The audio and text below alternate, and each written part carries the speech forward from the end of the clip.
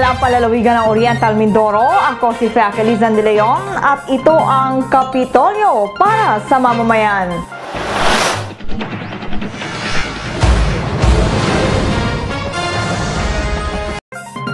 Sa ulo ng mga sumisikat nating balita, sa Mimaro Paraa, koponan ng Oriental Mindoro kampiyon sa basketball secondary boys. 25 gold, 40 silver at 53 bronze na iuwi. PRDP naglaan ng 120 million para sa mga proyektong pang-infrastruktura sa lalawigan. Technical Working Group para sa Peace and Order Council bubuuin. At Pandangitab Festival sinimula na sa makakalikasang gawain.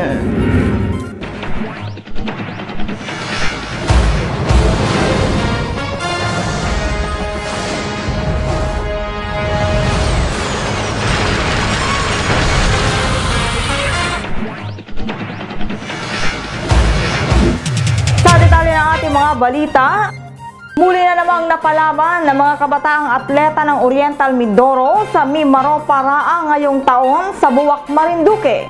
Sa opening ceremony ng panrehiyong laro, dumalo si Governor Umali at iba pang opisyal ng lalawigan. May report si Randy Digma.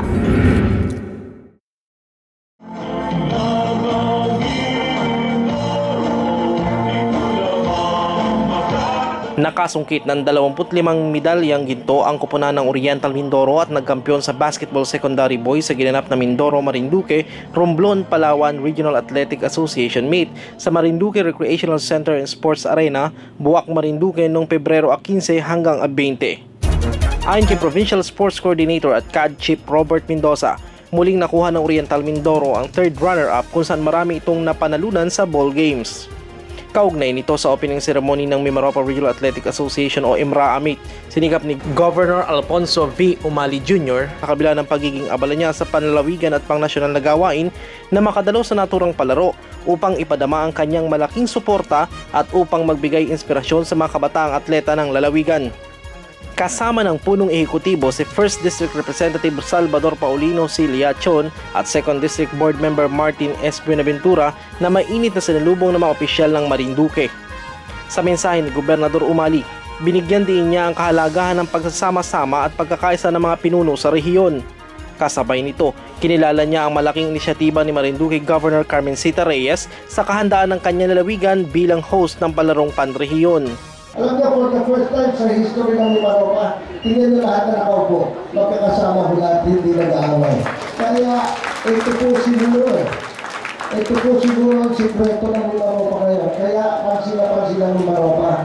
At talaga kung nagtutulungan, nagkakaproblema yung mga kasama natin, pero hindi mo papayagan ng ibang kasama natin sa Mimaropa na hindi tulungan. Nagtutulong-tulong ho yung mga nagkakaproblema natin. Pag tayo ay nagkakasundo, nagkakaintindihan, irregardless of political affiliation, alam nyo, napakalaking bagay. Tayo ho ay aangat, sigurado na aangat. At ngayon ho, isa ho ang lalawigan natin, isa ho ang lalawigan ng Mimaropa na siya ay dire-diretso angat at ngayon ay pansin po ito. Kahit na ho, kahit ang panahon, alam nyo ho, matapos na tayo sa politika o hindi man, kung tayo ay nandiyan pa, ang importante po sa atin, tayo po ay nandiyan lagi, handang tumayo. At pag tinawag tayo ng ating bayan, tayo ay handang tumulong. Kaya makakaasa po kayo, hanggang nandito po kami. Makakasama po, lahat po ng mga leader ng Mimaropa, kahit po hindi na nakapwesto. Eh kami ho ay pinapangako namin sa inyo magtutulungan hanggang magawa natin ang nararapat natin, mga dapat natin, napakarami pang gawin dito sa ating mga lalawigan. 5,000 daw yung ating bisita, kung ngayon nila 5,000 ito. Pero hindi ko alam kung paano ginawa nila, kaya bilib na bilib kami, saludo kayo sa inyo. At makakaasa ko kayo na kami ho ay laging kauntinang kasama sa inyong lalawigan. Samantala, katulad ng nakaugalian sa pagsimula ng malaking programa ay ang pagpasok ng mga delegado mula sa iba't ibang lalawigan sa panguna rin ni Gob Umali at ni DepEd Oriental Mindoro OIC Schools Division Superintendent Dr. Maria Luisa Servando at DepEd Oriental Mindoro Assistant OIC Schools Division Superintendent Dr. Carlito Matibag. DepEd Calapan City OIC Schools Division Superintendent Susan M. Bautista, Calapan City Councilor Asel Agua at iba pang opisyal. Binuo naman ang may mahigit na 500 delegasyon ang nagmula sa Oriental Mindoro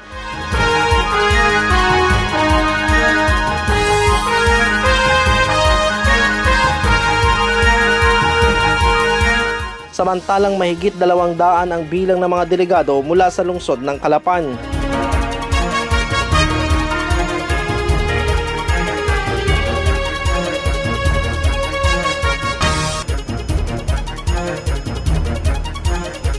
Sa opening ceremony, magkakasunod na nagbigay pugay ang mga ito. Nauna na ang mga delegado sa lungsod ng Calapan, sinundan ng Occidental Mindoro, Oriental Mindoro, Palawan, Puerto Princesa City, Romblon, at ang mga delegado mula sa lalawigan ng Marinduque.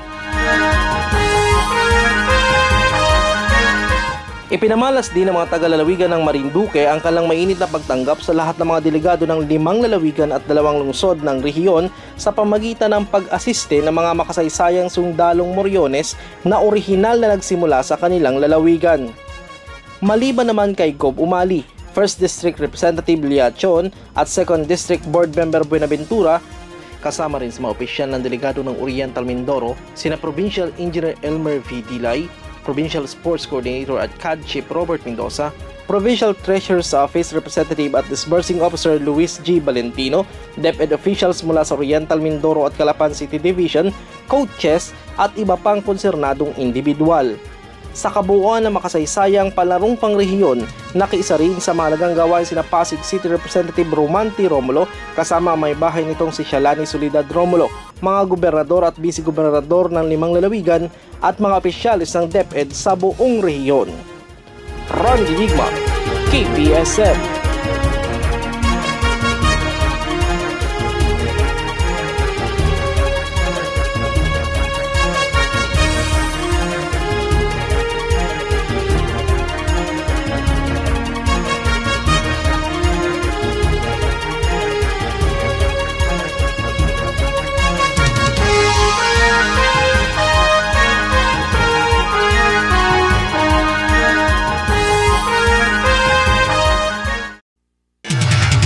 Puspusa na ang pagpapatupad ng mga proyektong pang-infrastruktura sa lalawigan, partikular sa mga farm-to-market roads na magpapaalwan sa pagsasapamilihan ng mga produkto ng ating mga magsasaka.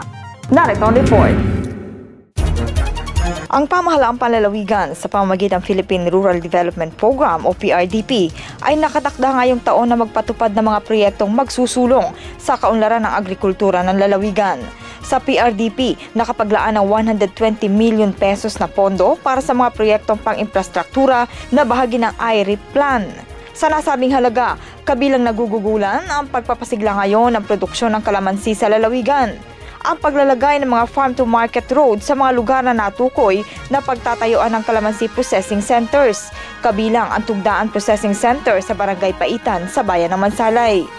Inatasan din ni Governor Umali ang pangasiwa ng SICAD na sumama sa pangangasiwa sa mga magiging livelihood component nito. Inatasan din niya sina Provincial Agriculturist Petronilo de Mailig at Provincial Engineer Elmer V. Dilay na isama ang mga bayan sa ikalawang distrito sa mga tutukuying lugar na pagsasagawaan ng mga proyekto upang maibalanse ito sa mga nasa unang distrito. Magiging prioridad naman sa proyekto ang mga daang patungo sa Nauhan Lake na nakatakdang i-develop ngayong taon para maging mala retirement village na inaasahang higit na magtataas sa antas ng turismo ng lalawigan. Isasama rin dito ang iba pang access roads na kinakailangan sa mga potential tourist destination na nasa mga liblib na lugar. Mahalaga ang regular na pagpupulong lalo na sa usaping pangkapayapaan at kaayusan dahil ito ang susi sa tuloy-tuloy na pag-unlad ng lalawigan. Kaya naman ang pamahalaang panlalawigan sa pakikipagtuwang sa Department of the Interior and Local Government, nagpatawag ng Peace and Order Council sa mga kasapi nito. Nagbabalita si Patty Montales.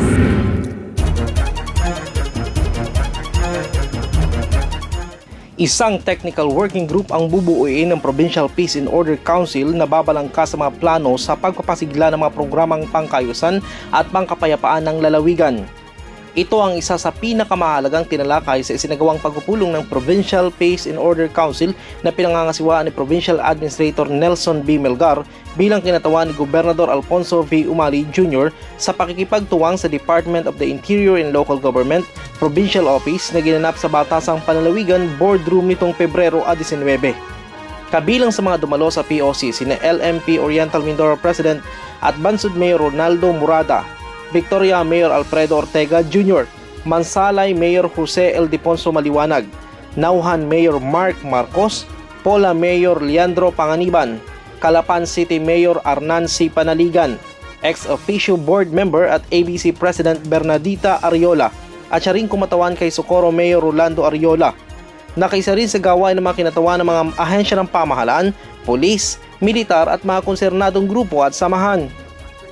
Ayon kay Mansalay Municipal Local Government Officer Frederick Gumabol, kumatawan kay DILG Provincial Director Carl Cesar R. Rimando, nakabase ang pagbuo ng TWG sa direktiba ni DILG Secretary Mar Rojas na nag-aatas sa lahat ng local government units na magsumite ng 5-year Peace and Order and Public Safety Plan na siyang pagbabasehan ng Law and Order and Public Safety Audit ng kanilang ahensya.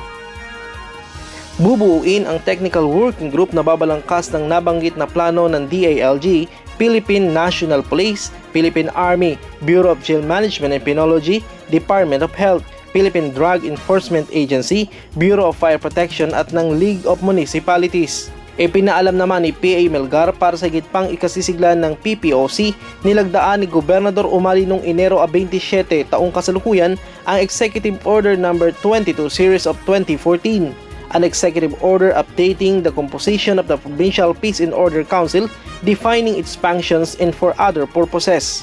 People should see the concern of the local chief executives and the municipalities sa kanila. And perhaps that's one way of assisting. Maybe this could be the synergistic approach ng military, ng police, ng polisan, at saka ng mga pamunuan ng mga pang munisipyo, pati ng pamahalaan panlalawigan, pagsama-samahan natin ito. I cannot at the moment pinpoint a specific solution, but I can see a start. Yung pagsasama-sama natin. If we can do that, then the solution would not be far. Samantala sa ulat ni na Police Senior Superintendent Ronaldo F. De Jesus at First Lieutenant Antonio S. Goitering ng 203rd Infantry Brigade ng Philippine Army, nananatiling tahimik at payapa ang lalawigan ng nagdaang taon. Binigyan din naman ni Lieutenant Goitering na bukod sa kanilang regular na gawain, masigasig ang kanilang pagsasagawa ng bayanihan activities sa mga barangay bilang bahagi ng kanilang civil military operations. Sa POC, tinukoy din ang ilang mga isyong nagsisilbing balakid sa pagpapatupad ng mga programang pangkapayapaan sa mga pamayanan at binigyang pagkakataon ang mga dumalong punong bayan na makapagbigay ng kanilang mga opinyon upang masolusyonan ang mga ito. Kabilang sa mga natukoy na isyu ang pagkalat ng droga, tax extortion sa mga government project contractor, nakawan at iba pang krimen. Pinadala naman sulat niyan. Gusto pa akong kausapin doon sa taas. Pero kailanman, hindi tayo naging nakisa sa mga yan sapagkat muntik na ako namatay yan. Kasama si Patty Montales, Randy Digma, KPSM. Susunod! Pandanggita Festival sinimula na sa makakalikasang gawain. Bagong pagtatalaga ng mga bukal sa iba't ibang komite inihayag. Municipal Tourism Officers hiniling ang pakikisa sa pagpapasigla ng turismo ng lalawigan. Huwag po kayo maglilipat, magbabalik ang KPSM, makalipas lamang ang ilang paalaala.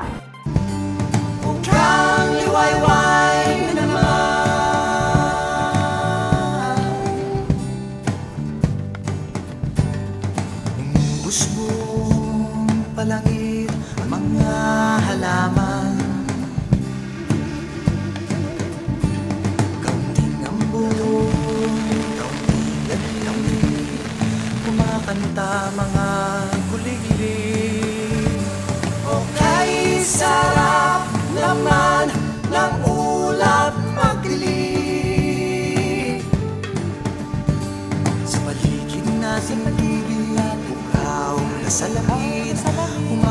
sa puting baybay na buhangin. Baybay na buhangin. Tuloy kayo, tuloy kayo, tuloy kayo sa aming munting mundo.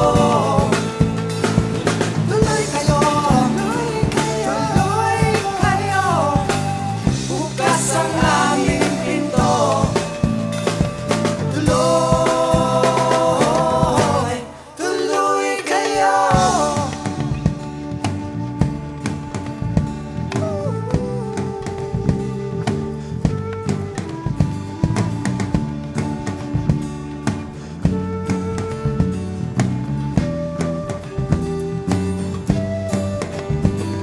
Isla-silangan, hinanating lahat sa kanyang mga kulay. Tayo'y namumulat, katutubong kamay. Bago tayo binuwis, upang siya'y magbunga. Tagumpay na kahit tamis, pagsapit ng takipsin, aking umaawit. Pagsapit ng takipsin, pantay ng aking pantay ng aking. Tuloy kayo, tuloy kayo, tuloy kayo sa aming munting mundo. Tuloy kayo, tuloy kayo, tuloy kayo. Bukas ang aming pinto. Tuloy, tuloy kayo.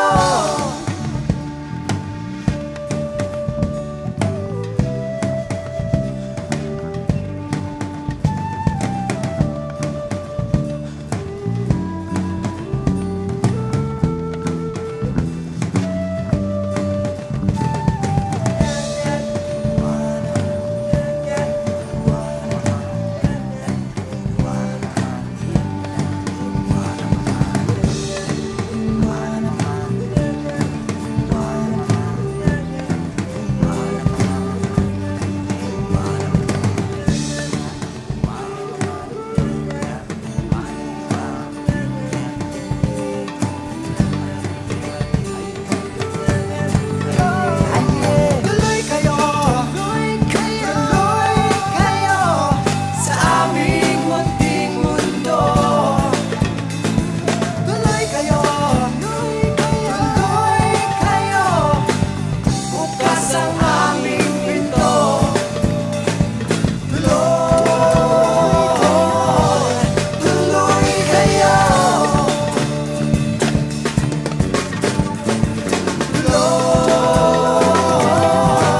Tuloy kayo. I'm looking for a summer ride. Got me turning on the radio. I gotta kick these blues. Working all day, trying to make pay. Wishing these clouds away. I wanna feel the sunshine. Hit the sand, take a walk in the waves. With nothing else to do, sipping on suds, working on the fuzz, keeping my drink in the shade, taking my time.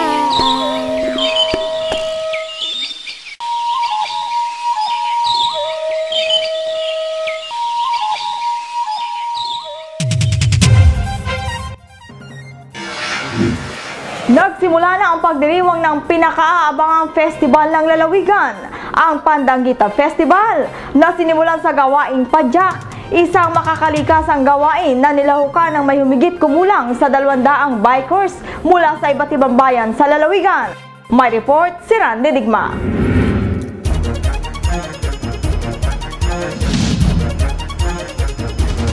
Humigit kumulang sa 200 bikers ang opisyal na nagpatala at nakiisa sa kauna-unahang padyak pandanggitab na isinagawa sa mga paunang lansangan ng lungsod ng Calapan noong 19 ng Pebrero.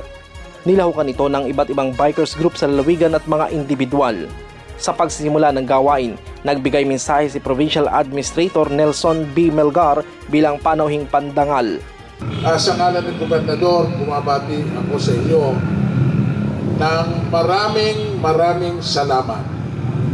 Kasi sa inyo, ang flickering lights ninyo ay may hahanin tulad sa mga alitaptap. Na ang alitaptap, of course, alam naman natin na nakikita natin kung saan maganda ang kapaligiran, maganda ang pangangalaga ng environment. Siguro, magandang ipakita natin ito dito sa ating lalawigan at dito na sa inyong mga daraanan ngayon. Malaking influensya ang pwede niyong ipakita at malaking influensya din ang ibibigay nito sa turismo natin dito sa Silangang Mindoro. Inaasahan natin na ito ay isa lamang sa maraming hakbang na maaari natin gawin at pagsamasamahan sa ikauunlad ng ating lalawigan. Nagmisto lang mga maliliit na bituin sa lansangan ang nagningning sa may 200 blinkers na pinamigay ng Pitiedo. Ang Padyak Pandanggitap ay kauna-unahang isinagawa sa lalawigan bilang bahagi ng programa ngayong taon ng Oriental Mindoro Pandanggitap The Festival of Lights. Ayon kay Supervising Tourism Operations Officer at Pitiedo OIC Orlando B. Tison, bahagi ito ng pagdiriwang na nagsisilbing hudyat ng pagsisimula ng Pandanggitap Festival. Taon-taon na itong isasagawa sa ilalim ng pangasiwa ng naturang tanggapan. Sa pamamagitan anya nito, malaki ang maitutulong ng pagbibisikleta hindi lamang sa paglilibang, manapay na ugnay ito sa pangalaga sa kapaligiran at isa ring paraan upang mapanatili ang malusog na pangatawan ng mga mamamayan. Ang tawag natin yung Padyak Pandanggitap. So parehas lang? This is ito yung pareho na supportive na event for the Pandanggitap.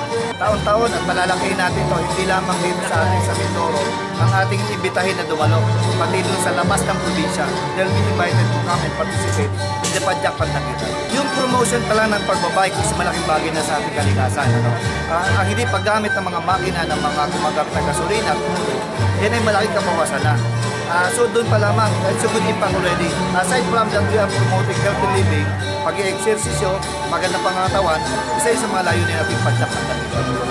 Maliban dito, nagsisilbering promosyon ang pagbibisikleta bilang alternatibong transportasyon na hindi ginagamitan ng produktong petrolyo na nakatutulong sa pag-angkop ng lalawigan sa climate change. Samantala, buo ang puwersa ng bayan ng Bansud sa panguna ni Bansud Mayor Ronaldo Morada na nakaisa rin sa pagbibisikleta. Kasama ni Morada ang iba't ibang grupo at mga empleyado sa kanyang bayan. Hinikayat din niya ang kanyang kapwa punong bayan na makiisa rin sa mga susunod pang Pandanggitap Festival. Mga kagrupo niyo sir sa Bansud? Mga 100 from Bansud. Kayo din papadyak sir? Oo, para exercise. At makiisa sa pagdiriwang ng Pandanggitap. Okay, sana sa sunod, sumali sila para lalo masaya.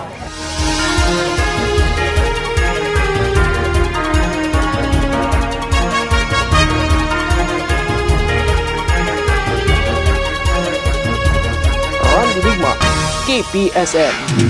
Sa Sangguniang Panlalawigan, nagkaroon na rin ng panibagong pagtatalaga ng mga board members at chairman sa iba't ibang komite.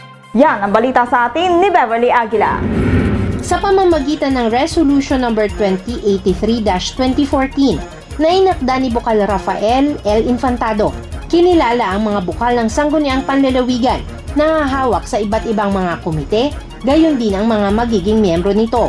Ito ang nasasaad sa SP Resolution No. 2083-2014, Resolution approving the designation of the chairmanship, vice chairmanship, and members of all standing committees, and the election of presiding officer pro tempore and deputy presiding officer pro tempore of the 8 Sangguniang Panlalawigan of Oriental Mindoro, effective 17 February 2014.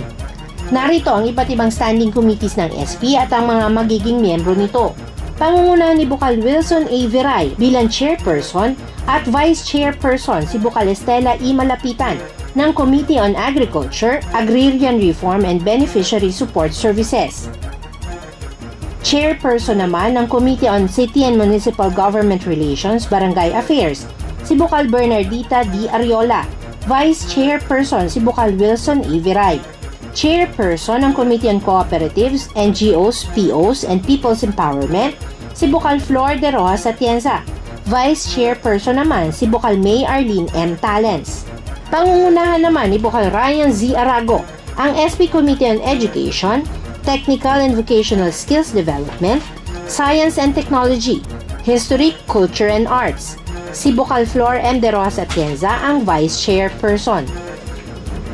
Pangungunahan naman ni Bukal Manuel D. Andaya bilang Chairperson at ni Bukal Rafael L. Infantado bilang Vice Chairperson ang Committee on Environmental Protection and Natural Resources. Ang Committee on Rules and Privileges and Executive Legislative Relations ay pangungunahan ni Bukal Rafael L. Infantado.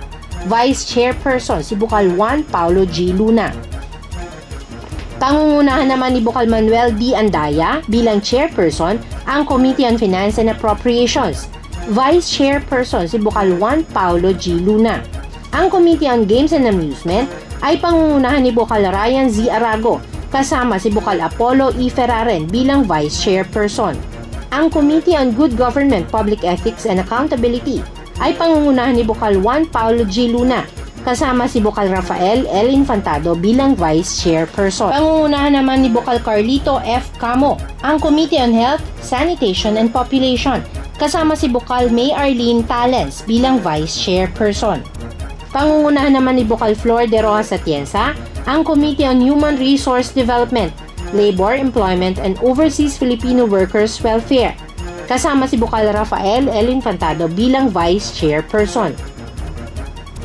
Ang Committee on Laws, Ordinances and Legal Matters ay pangungunahan ni Bukal Rafael L. Infantado, Vice Chairperson si Bukal Juan Paulo G. Luna.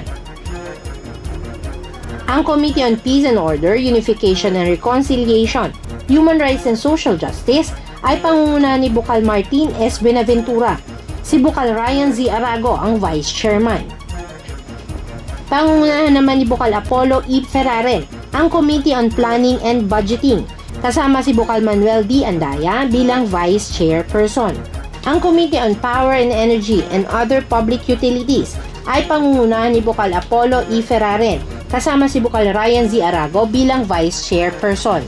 Ang Committee on Public Works and Infrastructure, Rural and Urban Development ay pangungunahan ni Bukal Martin S. Benaventura. Si Bukal Carlito F. Camo ang Vice Chairperson. Ang Committee on Social Services, Persons with Disabilities, Indigenous Peoples, Poverty Alleviation, and Values Formation ay pangungunahan ni Bukal May Arlene M. Talens. Vice Chairperson nito si Bukal Flor de Rojas Atienza.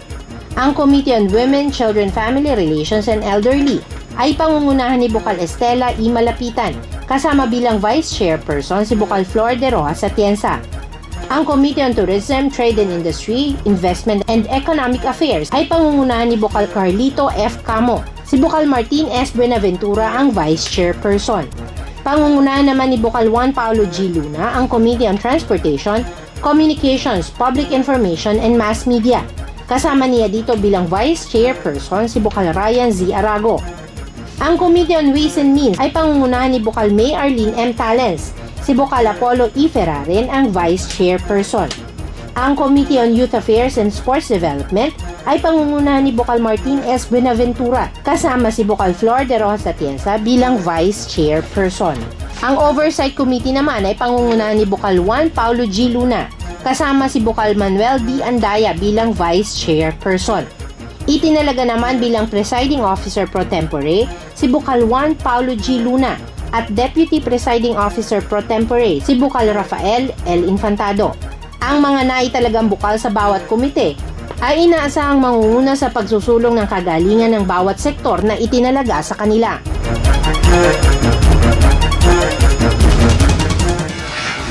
Ngayong nakikilala na sa bansa ang Oriental Mindoro sa larangan ng turismo, hiniling ng Provincial Tourism Investment and Enterprise Development Office ang pakikipagtulungan ng mga Municipal Tourism Officer na magtuloy-tuloy ang pagsigla ng turismo ng lalawigan. Ang detalye sa balita ni Beverly Aguila. Ang pamahalang panlalawigan sa ilalim ng pamunuan ni Gobernador Alfonso V. Umali Jr. ay patuloy sa pagsusulong ng Oriental Mindoro upang maging isang premier tourism destination sa bansa. Tinataglay ng Oriental Mindoro ang magaganda at natatanging tourism destinations na maaaring maihambing sa iba pang mga kilalang tourism sites sa Pilipinas. Kaugnay nito sa inisyatiba ng pamahalang panlalawigan sa pamamagitan ng Provincial Tourism Investment and Enterprise Development Office o PTEDO, isinagawa kamakailan ang pagpupulong para sa Tourism-Related Infrastructure Program Prioritization Mindoro Oriental o TRIPMO criteria. Dinaluhan ito ng city at municipal engineers, tourism at planning officers at iba pang mga kinatawan at opisyal ng mga lokal na pamahalaan. Ayon kay PTEDO OIC Orlando B. Tizon, ang pagpupulong ay isa sa mga component activity sa pagbubuo ng Provincial Tourism Master Plan ng Oriental Mindoro. Ang trip mo ay base sa Tourism Road Infrastructure Program Prioritization Criteria o TRIP-C na isang National Convergence Program sa pagitan ng Department of Tourism at ng Department of Public Works and Highways. Layunin ng gawain na mailatag ang mga kriteria para sa pagpili, ebalwasyon at pagpaprioridad ng mga kinakailangang proyektong pang-infrastruktura sa larangan ng turismo sa lalawigan, tulad ng mga kalsada at iba pang mga pasilidad na mag-uugnay sa iba't ibang tourism destination sa Oriental Mindoro sa mga pangunahing lansangan dito at higit na magpapabilis at magpapadali sa pagpasok ng mga turistang nagnanais bumisita sa lalawigan.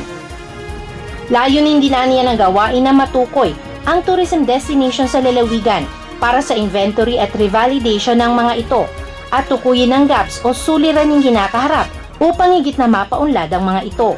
Binigyang diin niya na isinusulong ng pamahalaang panlalawigan ang magkakasabay at magkakaugnay na pagtataguyod sa 4A's ng turismo o ang 4 na mahalagang salik sa promosyon ng turismo ng Oriental Mindoro. Ito ay ang attractions o magagandang lugar na maaaring puntahan, accommodation o lugar na maaaring matuluyan ng mga bisita, activities o ang iba't ibang mga gawaing panturismo sa lugar at ang access o ang pagkakaroon ng maayos na kalsada patungo sa mga natukoy na tourism destination sa Oriental Mindoro. Ayon pa kay Sir Otti, nakaplano rin ang pagsasagawa ng Local Investment Forum on Tourism o LIFT upang makapanghikayat ng mga mamumuhunan para i-develop ang mga lugar na may malaking potensyal sa turismo. Nakaalalay rin aniya ang kanyang tanggapan sa paghahanap ng mga paraan upang mapondohan ang mga kinakailangang proyekto na maaaring magmula sa barangay, municipal, city, provincial o maging national level. Tinalakay rin sa gawain ng mga opisyal mula sa NEDA Region 4B, ang Mindoro Oriental Multimedia Access and Geographic Information Center for Tourists o Mindoro Oriental Magic Tour. Gamit ang makabagong teknolohiya, layunin ng proyekto na higit na maiangat ang turismo sa lalawigan sa pamamagitan ng pagkakaroon ng Tourism Information System at Geographic Information System na magtataglay sa mga halagang impormasyong panturismo ng lalawigan, kabilang na ang Oriental Mindoro Tourism Map.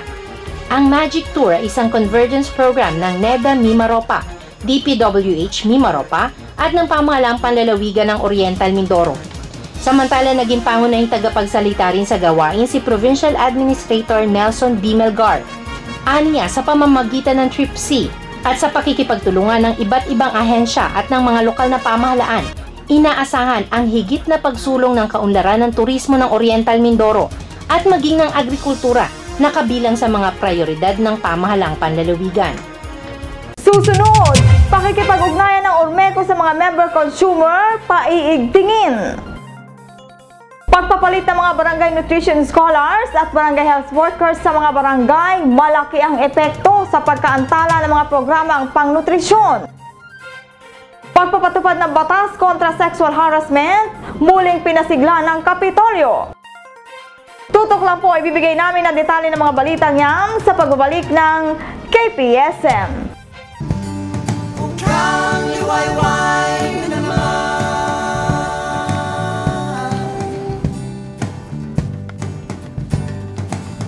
Ubus mong palangit ang mga halaman. Kaunting ambon, kaunting gabi, kumakanta mga kuliglig. Okay, sarap naman ng ulap magdilig. Sa paligid na sa paligid, bukaw na salamin, humahaplos sa puting baybay na buhangin. Baybay na buhangin. Tuloy kayo, tuloy kayo, tuloy kayo sa aming munting mundo. Tuloy kayo, tuloy kayo, bukas ang aming pinto. Tuloy, tuloy kayo.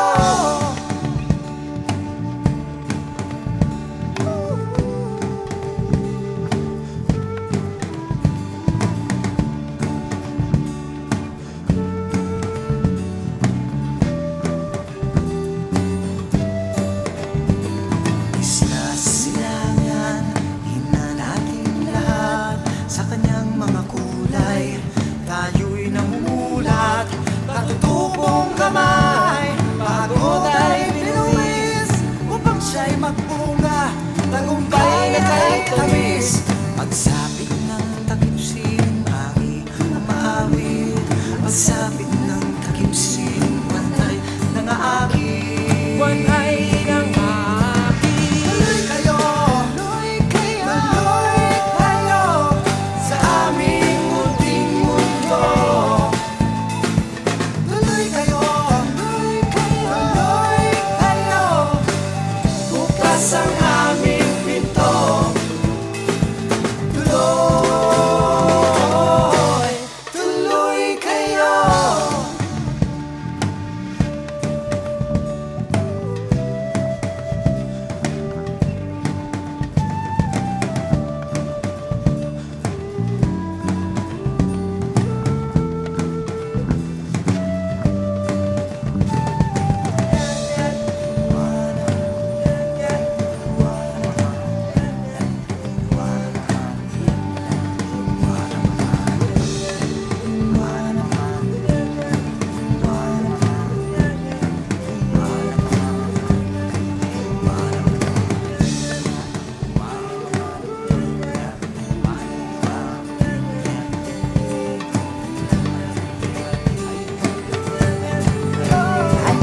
Tuloy kayo, tuloy kayo, tuloy kayo sa aming munting mundo. Tuloy kayo, tuloy kayo, tuloy kayo. Bukas ang aming pinto. Tuloy, tuloy kayo.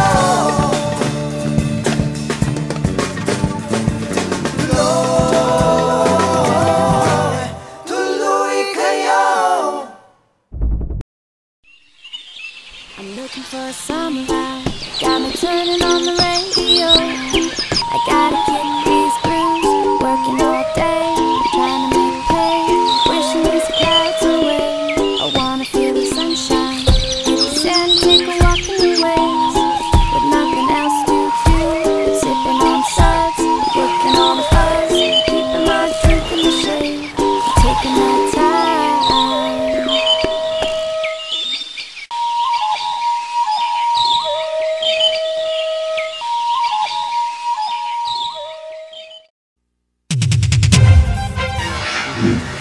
Sa kahit anong organisasyon, dumarating ang punto na may naliligtangan, lalo na kung ang top management nito ay maayos na nakapagpapatakbo sa paraang nababayaran nito ang lahat ng obligasyong pampinansyal sa pinagkakautangan nito. Kung minsan, ang pinakamababang kasapi nito na pinag-uugatan ng magandang takbo ng organisasyon ay medyo nalilimutan na. At kapag nagkaroon ng suliranin at pag-aanalisa ay saka pa lamang naaalala na dapat pala maging regular at higit pang paigtingin ang pakikipag-ugnayan sa kanila ng pangasiwaan nito. Narito ang report. Higit ngayong paiigtingin ang pangasiwaan ng Oriental Mindoro Electric Cooperative ang kanilang pakikipag-ugnayan sa mga member consumer upang kaagad na matukoy ang maliliit pa lamang na suliraning nararamdaman ng mga ito at hindi na maulit pa ang nangyaring suliraning kanilang naranasan. Ito ang ipinahayag ni Ormeco General Manager Romeo Quasay sa isang press conference pagkatapos maganap ang referendum noong Pebrero 9 kung saan 28,520 na bumotong member consumers nanalo ang posisyong manatili bilang non-stock, non-profit cooperative ang Ormeco sa ilalim ng National Electrification Administration sa bilang na 27,400 na boto ng member consumers. Nakakuha naman ng 970 na boto ang posisyong ma-convert ang Ormeco bilang stock cooperative sa ilalim ng Cooperative Development Authority. At 150 na boto ang posisyong ma-convert ang Ormeco bilang stock corporation sa ilalim ng Securities and Exchange Commission. Sa mga nakaraang taon ay talagang medyo nagkulang ang Ormeco. Talagang ang key dyan ay talagang customer satisfaction. Magagawa lang niyan kung may mga problema ang Ormeco sa magandang paliwanag, magandang koordinasyon, communication sa member consumers. So ngayon, sa aking mandato, ang mandato sa kanila ay palapitin natin ang ating kalooban. Let us win the hearts of our member consumers. Mapapagawa natin yan kung meron tayo laging mga meeting, pagpupulong sa mga barangay, sa mga towns, sa mga LGUs. Magagawa natin yung sa mga media, sa lahat na yung mga problema ay po ay nagpapasalamat sa sa inyong mga magagandang mungkahi, sa inyong mga kritiko, sa inyong mga pagpuna. Natututo po kaming lalong magpaganda ng aming serbisyo. Ayon pa kay General Manager Kuwasay, sa bagong batas, mas kinikilala ang plurality sa halip na majority, kung saan ang bilang ng nanalo ay nakabatay sa kabuoang bilang ng mga bumoto at hindi sa kabuoang bilang ng mga kasaping dapat na bumoto. Tuloy-tuloy din niya ang pagre-rebisa ng mga pangalan ng member consumer ng Ormeco at pagtatanggal ng mga namatay na nitong kasapi na nasa listahan pa rin. Ipinaalam naman ng lupon ng mga direktor na kung hindi man dibidendo na hinihingi sa kanila ng mga kasapi, nakapagbibigay naman sila ng tig 10,000 tulong pampaaral sa mga natukoy na benepisyaryo nito sa may 7 sitio. Mabibigyan din niya ng tulong pinansyal ang benepisyaryo ng namatay na kasapi. Samantala sa kabilang panig naman, ang mga naninindigan na tapos na at nairehistro na ang naturang kooperatiba sa ilalim ng CDA, hinihintay na lamang nila ang pagbababa ng desisyon ng kasong isinampa nila sa Court of Appeals na inaasahang lalabas bago matapos ang buwan ng Marso.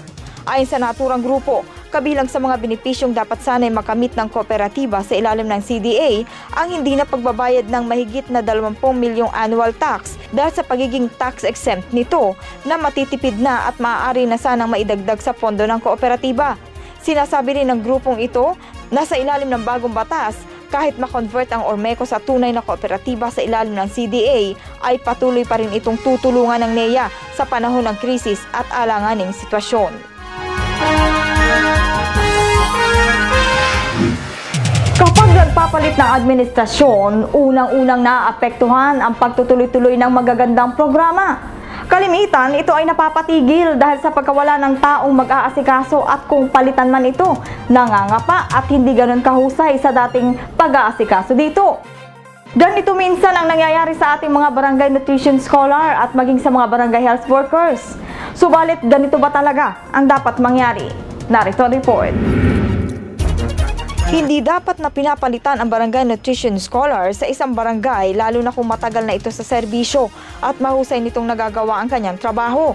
Ito ang ipinahayag ni Provincial Nutrition Action Officer Norin Dacula sa pinakahuling pagpupulong ng mga kasapi ng Provincial Nutrition Council matapos na mapag-alaman nitong hindi makapag-report ng maayos ang ibang barangay hinggil sa status ng mga programang pangnutrisyon na ipinatutupad dito dahil nag-appoint ng ibang BNS ang LGU sa isang barangay.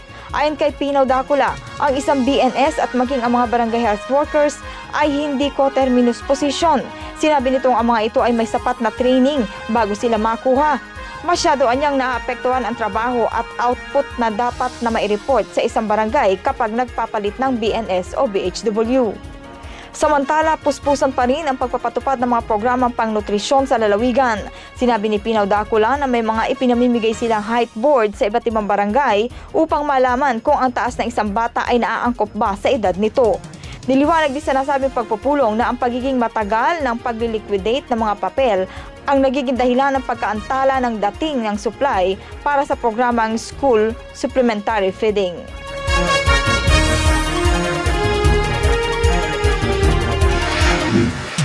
Bagamat dati nang may batas sa Kapitolyo hinggil sa sexual harassment, muli itong nirebisa ng pamunuan ni Governor Umali upang pasiglahin pa ang pagpapatupad nito.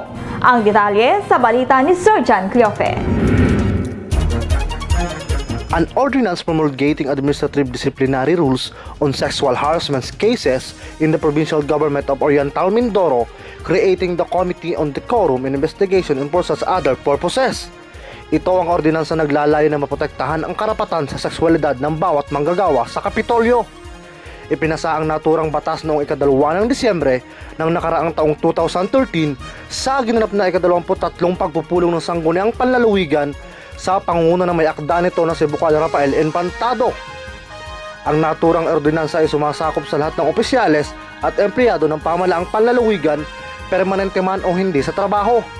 Saklaw din ng ordinansa ang mga kliyente na makakaranas ng sexual harassment mula sa mga nagtatrabaho sa Kapitolyo.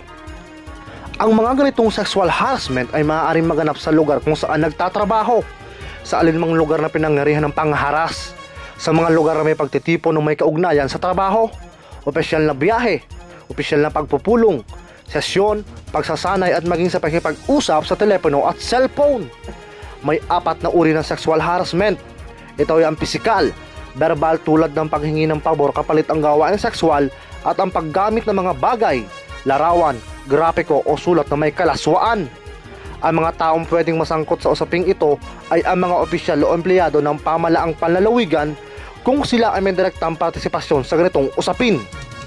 Samantala, bumuo ang pamalaang panlalawigan ng komite na hahawak ng ganitong kaso. Sa kanila maaaring idulog ang mga reklamo. Sila rin ang mag-iimbestiga, magsusumite ng ulat at konklusyon ukol sa isa ng pangreklamo. Pinangungunahan naman ng Provincial Legal Office at Provincial Human Resources and Management Office ang naturang komite sa ilalim ng pamumuno ni na Attorney Christian Grace L. Suarez as PHRMO Elisa Opa Ala. Sir John Cleope, KPSM. And our quote for the day: a gossip betrays a confidence, but a trustworthy man keeps a secret. At yan ang kalipunan ng mga balitang tinipo ng Provincial Information Office. Ngayon po ang edisyong ito ng KPSM ay mapakikinggan na rin sa iba't ibang radio station sa lalawigan. Sa mga hindi nakapanood na aming programa ngayon, i-type lang sa YouTube ang Kapitolyo KPSM upang mapanood ang edisyong ito. Ang KPSM ay meron na ring Facebook account. Mag-log on lamang at i-type ang Oriental Mindoro Kapitolyo para sa mamamayan. Ako po muli si Fea Calizan de Leon sa ngalan ng kapamilya ng KPSM. Hangad namin na patuloy na sumikad, hindi lamang ang pagbabago, kundi ang pag-ibig sa mga maliliit nating kababayan dito sa lalawigan ng Oriental Mindoro.